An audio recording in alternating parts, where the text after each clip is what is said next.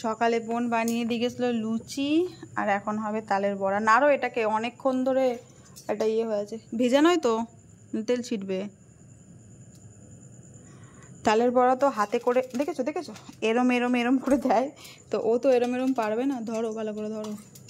তাই দুজনে দুটো চামচ নিয়ে এসেছি, চামচে করে টুক টুক টুক টুক করে বড়ির মতন দেবো।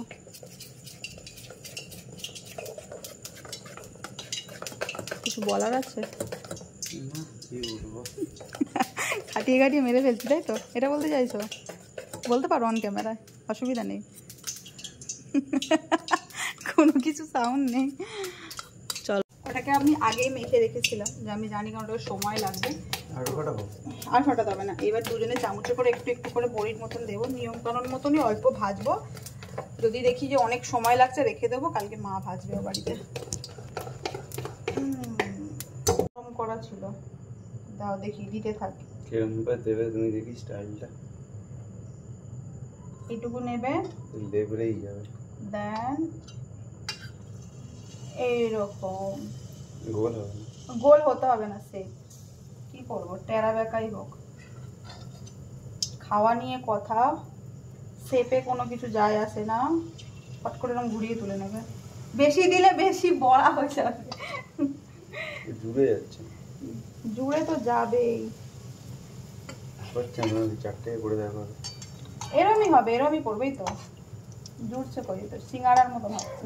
দুটো জুড়ে গেছে সেই জন্য। এই তো, এটা দুটো নয়, এটা একটাই। তুমি একটু বেশি দিয়ে ফেলেছো, এগুলো আমি ছোট ছোট দিয়েছি, দেখো দেখাচ্ছি কেমন হয়েছে। এই যে সিঙ্গারার শেপে ফুরুলি,